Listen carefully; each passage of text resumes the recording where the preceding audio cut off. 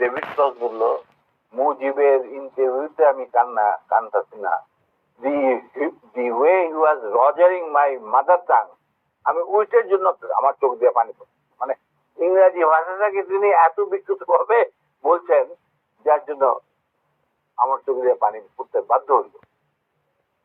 এখানে আজকে মতো থাক, আমার একটা কাজ আছে, আমাকে একখানে আবার যেতে হবে। স্যার 2 মিনিট সময় নেব। 14ই ডিসেম্বরে বুদ্ধিজীবী হত্যাকাণ্ড দিবস নিয়ে স্যার একটু বলেন। ভাই, বুদ্ধিজীবী হত্যাকাণ্ডটা ওই তুমি যদি এটা কারা করেছে স্যার? দীপুধরের কথাটা যদি তুমি শুনে থাকো ভালোভাবে, আর শ্রোতারা যদি শুনে থাকে, সেটা তো পরিষ্কার ইঙ্গিত থাকে যে তারাই সবকিছু করে দেবে, আমাদের কাজ দরকার নাই। তো এটা কার থাকছে? পাকিস্তানের ওদের বাইরে কি করবে? ওরা কি পাকিস্তানে এসে তাদের খেদমত করবে? না, তাদেরকে এদেরকে মারার পর একটা মেধাশূন্য বাংলাদেশকে তারা করবে, মানে ইচ্ছা মতো। এই ব্যাপার। আর এই যে রকেট সাইন্সের দরকার না ওনার। রাইট স্যার, এই যে 2 লক্ষ মা বোনের ইজ্জত পাকিস্তানিরা নষ্ট করেছে, এই যে বলা হয়, আপনারা স্বাধীনতা যুদ্ধের পরে কি পরিমাণে নারীদেরকে পেয়েছেন যারা এসেছিল, তাদের সম্ভ্রম নষ্ট করা হয়েছে? আমি তো মাত্র 2 জন নারী চিনি। আর কি বলি, আমরা তো দেখিনি, আমরা তো সারা বাংলাদেশে, আমি যদি হবে না, কারণ তাদের ইচ্ছা আমি কেন বলবেন তো করতে হবে। আমি তাদেরকে খোঁজ করলাম, কিন্তু আমি 2 জন নারী এবং তাদেরকে আমরা সাহায্য করছি যতটুকু সম্ভব। আর স্যার সব শেষ কোশ্চেন হচ্ছে, সিরাজ শিকদারকে স্যার কেন মারা হলো, এটা বলে আমি আপনাকে আজকের মতো বিদায় দেবো স্যার। দেখা, Siraj Sikdar was a genuinely patriotic revolution.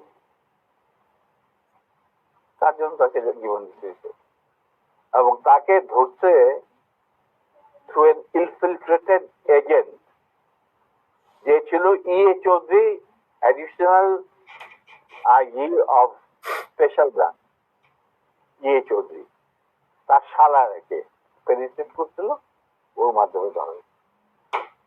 এই ইঙ্গিতটা আমাকে মাহবুব আগে দিচ্ছিল, এবং আমি ইঙ্গিতটা পৌঁছে দিচ্ছিলাম সিরাজের কাছে, but it was, I think, too late, but whatever it is, it got caught. Sir মাঝখানে একটু বোধহয় অসুস্থ যাচ্ছে আপনার শরীর। এর আগে 2-3 বছর আগেও আপনার মাসেল টাসেল একদম 6 প্যাক টেক ছিল। শরীর কেমন স্যার? আপনাকে জিজ্ঞেস করা হয়নি। আলহামদুলিল্লাহ। দেখো, তোমার সাথে কথা বলতেছি, তুমি আমার দেখতেছো, সবাই দেখতেছো। নিম্মি ভাবি কেমন আছে? আমাদের সবার প্রিয় ভাবি। না, উনি বেঁচে নাই, উনিকে আল্লাহ নিয়ে গেছে। ও, উনি নাই না? আচ্ছা। ও হ্যাঁ, এবং উনি মারা গেলেন কত বছর? তাই 1905 সালে মারা গেছে। 2005? হ্যাঁ, কারণ she was not allowed to take any treatment. She was under house arrest. 1996 মধ্যখানে খালেদা জিয়া ক্ষমতা এসেও তার পাসপোর্টটা দেয় নাই। Yes. Then when she was free, he fought legal battle and got her passport. কোনো ইয়া করে না, তো সমস্ত করে না। যদিও Kamal Siddiqui wanted to do that, যে ম্যাডামের সাথে একবার দেখা, আমি ম্যাডামের সাথে দেখা করবো।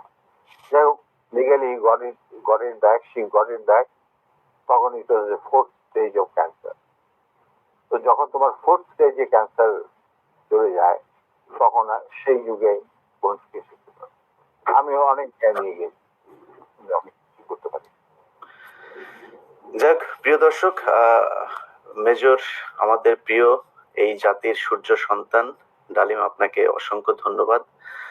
আমরা 50 বছর পরে হলেও অন্তত আপনার কথা শুনতে পেরেছি, এটা আমাদের জন্য অনেক বড় পাওয়া। আজকে আমার চ্যানেলে আমি সবশেষ দেখেছি 8 লাখ মানুষ একসাথে দেখছিলেন। আমার মনে হয় এই রেকর্ড বাংলাদেশের ইতিহাসে আর কখনোই হবে কিনা জানি না। শুধু ভিডিও দেখা না, বাংলাদেশের মানুষের কাছে আমার অনুরোধ থাকবে, উনি মাঝে একটু কথা বলেছেন যে শেখ মুজিব ওনার স্ত্রীর সাথে গাজী গোলাম মোস্তফা, যিনি কিনা শেখ মুজিবের এই লুটপাটের সহযোগী, ঢাকা জেলা আওয়ামী লীগের সভাপতি ছিলেন এবং রেড ক্রসের প্রেসিডেন্ট বানিয়েছিলেন, একজন খুব সৎ বিচারপতিকে সরিয়ে দিয়ে তাকে বসিয়েছিলেন এই চেয়ারে। তো এই শেখ মুজিবের মুখের কথা এবং কাজের মধ্যে কতটা তফাৎ সেটা ওনার একটা বক্তব্যে শুনলেন।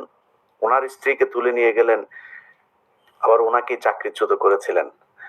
তো আমরা এই জিনিসগুলো ভুলে যাই। শেখ হাসিনা গত 15 বছরে সেই বিডিআর হত্যাকাণ্ড থেকে শুরু করে, আমি কালকে বিডিআর হত্যাকাণ্ডে সেই ফুটেজ গুলো দেখছিলাম, হেফাজতের হত্যাকাণ্ড, বিভিন্ন মানুষকে ধরে নিয়ে যেয়ে হত্যা করা, মানুষকে ক্যান্টনমেন্টের ভেতরে পাকিস্তান সেনাবাহিনীও তো বাংলাদেশের সেনাবাহিনীর যাদেরকে আটক করেছিল এইভাবে আয়না ঘরের মধ্যে রাখে নাই। তো এগুলো আমরা ভুলে যাই বলে আবার মাঝে মধ্যে এ ধরনের স্বৈরাচার আমাদের ঘাড়ে